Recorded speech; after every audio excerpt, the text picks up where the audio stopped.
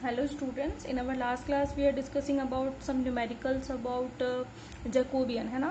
अच्छा, इसमें मैंने आपको एक क्वेश्चन दिया था, पता नहीं किसी बच्चे ने कमेंट किया कि नहीं, मैंने तो देखा नहीं। ठीक है, मेरा ध्यान नहीं गया आज तो आपने किया होगा। मैं आंसर बता देती हूँ, ठीक है। अगर फिर भी आपसे नहीं हो रहा है तो आप मेरे को कमेंट करना, मैं इसको नेक्स्ट वीडियो में बता दूंगी, क्योंकि न्यूमेरिकल्स में काफ़ी लंबा खिंच गया है हमारा जैकोबियन। आंसर मैं बता देती हूँ। क्वेश्चन मेरा क्या था, XYZ upon U1 U2 U3, ठीक है। इस जैकोबियन को मुझे किस किस में कन्वर्ट करना था, सिलेंड्रिकल और किस में, स्फेरिकल में। ठीक है, एक दिन का टाइम और दे रही हूँ, आप कोशिश करना है इसको पढ़ने की। ठीक है, सिलेंड्रिकल और स्फेरिकल कोऑर्डिनेट्स में हमें इसे कन्वर्ट करना था। ठीक है, आंसर मैं बता देती हूँ इसके। सिलेंड्रिकल फॉर्म में इसका आंसर आया होना चाहिए आपका रो, और ये जो है आपका स्फेरिकल फॉर्म में, तो इसमें आपका आंसर आना चाहिए R² sin थीटा। ठीक है, तो किया नहीं है वैसे किसी ने कमेंट, मैंने देखा नहीं।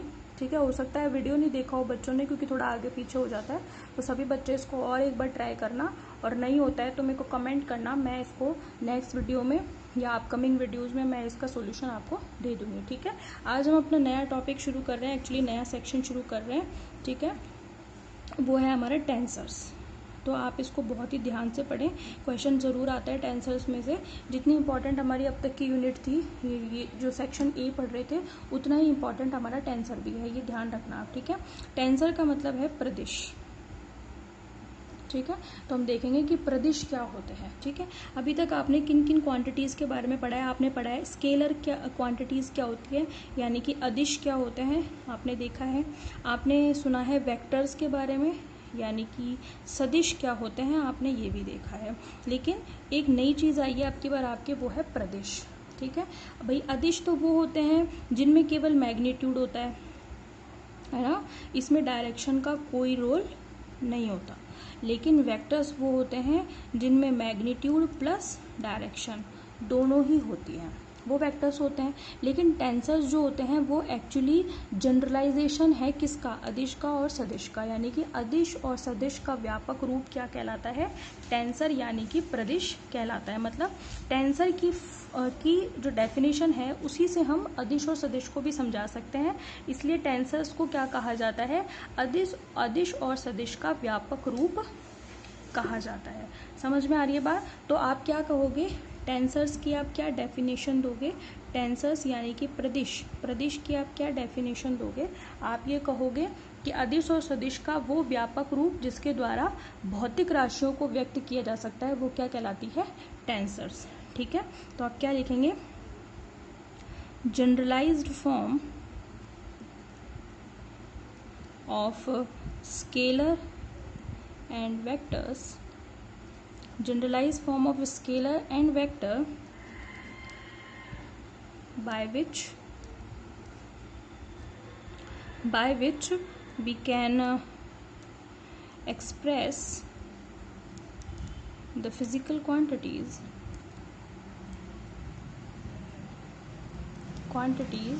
physical quantities is called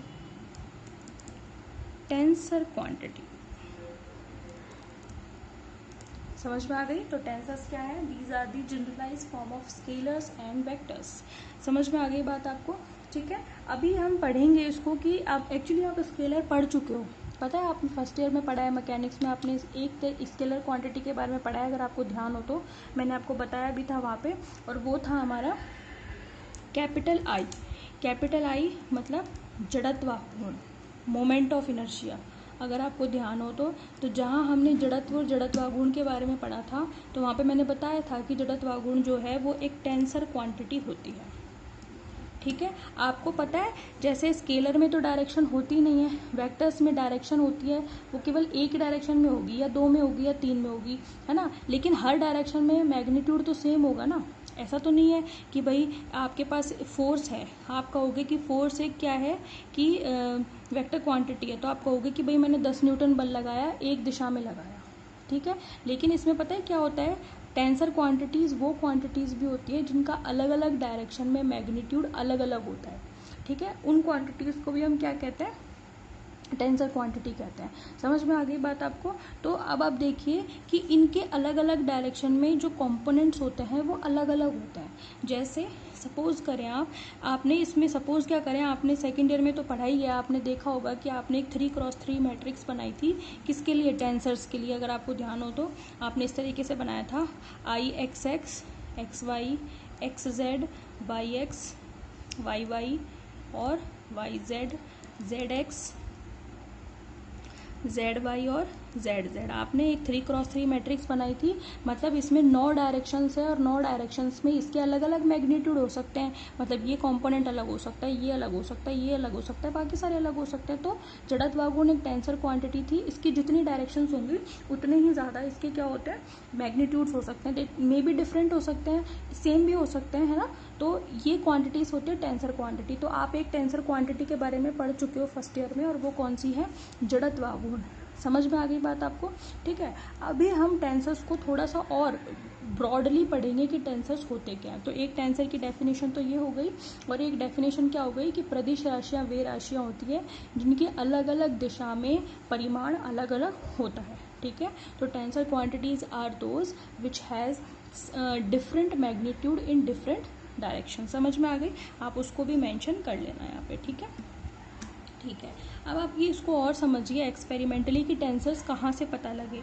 suppose कीजिए आपके पास एक जे का मतलब क्या है कि आपके पास है विद्युत चालकता। क्या है ये आपके पास? चालकता, यानी कि कंडक्टिविटी। ठीक है। और एक है आपके पास इलेक्ट्रिक फील्ड, यानी दोनों ही वेक्टर क्वांटिटीज हैं, यानी कि एक है इलेक्ट्रिक फील्ड। तो अगर आपका कोई ऐसा मीडियम है, वो कैसा है? हेट्रोजीनियस। आप इसको हेट्रोजीनियस कहो या फिर आप पहले बता लो आइसोट्रोपिक मीडियम की बात कर लेते हैं। चलो पहले आइसोट्रोपिक मीडियम की बात कर लेते हैं। आइसोट्रोपिक मीडियम मतलब समदैशिक माध्यम। ठीक है। अगर आपका माध्यम जो है वो कैसा है? समदैशिक माध्यम, यानी कि आइसोट्रोपिक मीडियम, मतलब जिसकी सभी दिशा में मैटर की जो प्रॉपर्टीज होंगी वो सेम होगी, तो आप उस वाले मीडियम को क्या कहोगे? Isotropic medium. इसको मैं पहले क्लास में बता चुकी हूँ कि कौन सा मीडियम आइसोट्रोपिक मीडियम होगा, जिसमें हर पदार्थ के जो गुण है, पदार्थ जिन जिन से भी मिलकर के बना हुआ है, सभी के हर दिशा में गुण अगर एक समान है तो आप क्या कहोगे कि एक ही दिशा में है, तो आप क्या कहोगे? आइसोट्रोपिक। तो अगर ऐसा मीडियम है जो आइसोट्रोपिक मीडियम है, उसके लिए जो जे है वो इसके प्रोपोर्शनल होता है। किसके? इलेक्ट्रिक फील्ड के। समझ में आ गई? मतलब आइसोट्रोपिक मीडियम के लिए कंडक्टिविटी और इलेक्ट्रिक फील्ड दोनों सेम डायरेक्शन में होते हैं। ठीक है। इन दैट केस जब आप इस प्रोपोर्शनल को हटाते हो तो पता है क्या आता है? J vector is equal to sigma E. Sigma क्या है यहाँ पर? सिग्मा एक तरीके का कांस्टेंट है। ठीक है। और ठीक है, सिग्मा एक क्या है? कांस्टेंट। और यहाँ पे ये जो सिग्मा होगा वो पता है कैसी राशि होगी? अदिश राशि, जिसकी कोई दिशा नहीं होगी। ठीक है। ठीक है भाई। तो अगर मीडियम आइसोट्रोपिक है तो उस केस में आपका जे और ई ये कैसे होंगे? प्रोपोर्शनल होंगे, यानी कि इनकी दिशाएं एक समान होगी, और यहाँ इस कंडीशन में ये कांस्टेंट जो है वो अदिश राशि होगी। ठीक है। एक मिनट, ये जो सिग्मा है ना, ये है आपकी कंडक्टिविटी। इसको करेक्ट कर लेना, कंडक्टिविटी। ठीक है। ये जो है आपका, ये कंडक्टिविटी नहीं है भाई, ये है आपका वो है, ये है करंट डेंसिटी, यानी कि धारा घनत्व, है ना। तो आप इसको करेक्ट कर लेना। ठीक है। तो अगर मीडियम आपका आइसोट्रोपिक है तो in that case current density यानी कि धारा घनत्व और इलेक्ट्रिक फील्ड एक दूसरे के प्रोपोर्शनल हो गए, एक ही डायरेक्शन में हो गए। तब इस स्थिति में सिग्मा यानी कि कंडक्टिविटी यानी कि विद्युत चालकता एक अदिश राशि होगी, यानी कि इसकी कोई दिशा नहीं होगी। लेकिन अगर क्या हो कि अगर आपका मीडियम जो है वो कैसा हो? मीडियम आपका कैसा हो भाई? अब की बार विषमदैशिक। ठीक है। मीडियम कैसा हो? विषमदैशिक, यानी कि एन आइसोट्रोपिक। ठीक है। तो पता है क्या होता है कि ये जो जे है और ये जो ई है, ये एक दूसरे के प्रोपोर्शनल तो होते हैं, पर इनकी डायरेक्शन अलग अलग होने से इनके मैग्नीट्यूड भी बदल जाते हैं। इसकी वजह से ये जो सिग्मा है वहाँ पर ये बिहेव करता है एक प्रदिश राशि की तरह। तो प्रदिश राशि की उत्पत्ति हुई कैसे? मीडियम की वजह से। अगर मीडियम आपका विषम दैशिक है तो उस केस में ये सिग्मा जो होगा वो एक प्रदिश राशि होगी, यानी कि जे और ई के जो डायरेक्शंस होंगी वो अलग अलग डायरेक्शंस में अलग अलग हो जाएगी और इनके मैग्नीट्यूड्स अलग अलग हो जाएंगे, बेसिकली ये मतलब है, ठीक है। लेकिन अगर क्या होगा, मीडियम आपका आइसोट्रॉपिक होगा तो दोनों प्रोपोर्शनल होंगे ही, और कंडक्टिविटी उस केस में एक अदिश राशि होगी और जे और ई की डायरेक्शन सेम होगी। समझ में आ रही है बात आपको? ठीक है। तो इस तरीके से एक नई क्वांटिटी के बारे में पता चलता है और वो है हमारी प्रदिश राशि। तो पता है इस केस में क्या होता है? इस केस में आपके ये जो जे एक्स यानी कि इनके कॉम्पोनेंट क्या क्या मिलता है, जे एक्स, जे वाई और जे जेड, पता है कैसे मिलेंगे? वही 3x3 मैट्रिक्स की तरह मिलेंगे। यानी कि ये पता है क्या क्या मिलेंगे, sigma 11 E X, sigma 12 E Y, sigma 13 E Z, फिर sigma 21 E X, sigma 22 E Y, sigma 23 E Z, sigma 31 E X, sigma 32 E Y, sigma 33 E Z.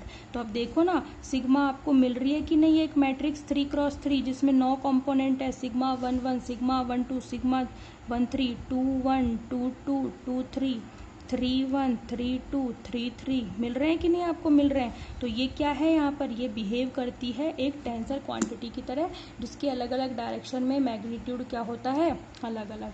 तो जब पिछला वाला केस था हमारा, यानी कि मीडियम कैसा था, समदैशिक, तो वहाँ पर सिग्मा सीधा सीधा जे अपॉन ई मिल जाता है, यानी कि अदिश राशि मिलती है, इसके कोई कंपोनेंट नहीं मिलते।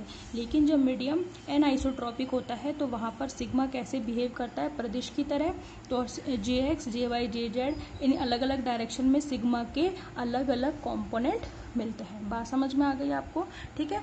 दूसरी बात, ये तो हो गई पहली बात, ठीक है। मतलब आप बताएंगे कैसे, कॉपी में बताएंगे कैसे? सबसे पहले तो आप टेंसर्स को बताएंगे कि सदिश और अदिश में ये, अदिश में ये होता है, सदिश में ये होता है। टेंसर्स उन दोनों का जनरलाइज फॉर्म होता है, ठीक है। या फिर टेंसर्स वो होते हैं जिनके अलग अलग डायरेक्शन में अलग अलग मैग्नीट्यूड होता है। फिर आप इस एक्सपेरिमेंट को बताएंगे कि प्रायोगिक रूप से अगर माध्यम समदैशिक है तो जे और ई में ये रिलेशन होगा और सिग्मा कैसी होगी, एक प्रदिश राशि होगी। और अगर विषम दैशिक है तो सिग्मा कैसे बिहेव करेगा, एक प्रदिश राशि की तरह, और इसके 9 कंपोनेंट्स मिलेंगे। समझ में आ गई? तो ये हो गई एक्सपेरिमेंट की पहली बात। दूसरी बात क्या होगी?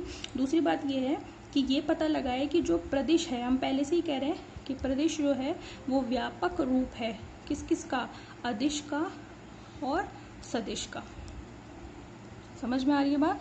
अदिश और सदिश को जनरलाइज करके क्या बना है, प्रदिश बना है। कैसे, वो देखिए। अगर आपके पास कोई क्वांटिटी अदिश है, इसका मतलब पता है क्या है? इसका मतलब है कि वो एक जीरो रैंक का क्या है, टेंसर।